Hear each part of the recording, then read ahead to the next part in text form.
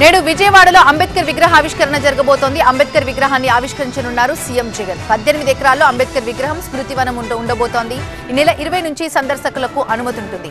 అంబేద్కర్ విగ్రహావిష్కరణ సందర్భంగా ఉదయం 6 గంటల నుంచి రాత్రి 12 గంటల వరకు కూడా ట్రాఫిక్ ఆంక్షలు ఉండబోతున్నాయి. 1,50,000 మంది హాజరయ్యే అవకాశాలున్నట్టుగా తెలుస్తోంది. జిల్లాల నుంచి వచ్చే వాహనాలకు పార్కింగ్ ఏర్పాటు జరుగుతున్నాయి. విజయవాడలో ఉన్నటువంటి పలు జంక్షన్లలో 36 చోట్ల స్క్రీన్లను ఏర్పాటు చేయబోతున్నారు.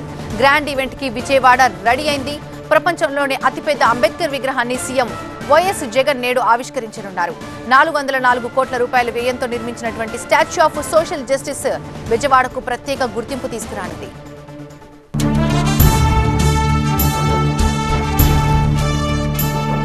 ఆంధ్రప్రదేశ్ కు తలమానికంగా ఉండేలా విజయవాడలో రాజ్యాంగ నిర్మాత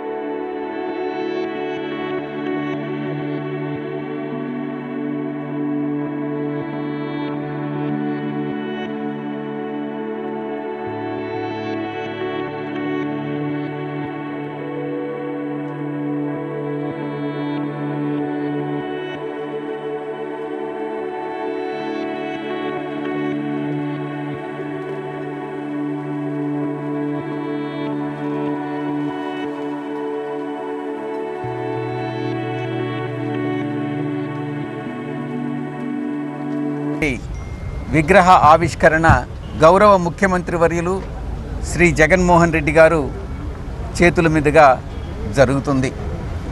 దీనికి సంబంధించినటువంటి ఏర్పాట్లన్నీ కూడా సమతా సభకు సంబంధించినటువంటి ఏర్పాట్లు అన్నీ కూడా పూర్తయినాయి. ఈ కార్యక్రమం కోసం ఉదయం 6 గంటల నుంచి రాత్రి 12 గంటల వరకు వాహనాల రాకపోకలను మళ్లిస్తారు. హైదరాబాద్ విశాఖ హైదరాబాద్ వైపు వెళ్లే వాహనాలను ఇబ్రహీంపట్నం దగ్గర మైలవరం, నూజివీడు, హనుమాన్ జంక్షన్ మీదుగా దారి మళ్లిస్తారు. ప్రపంచంలోని అతిపెద్ద అంబేద్కర్ విగ్రహావిష్కరణ కోసం అంతా ఎదురు చూస్తున్నారు.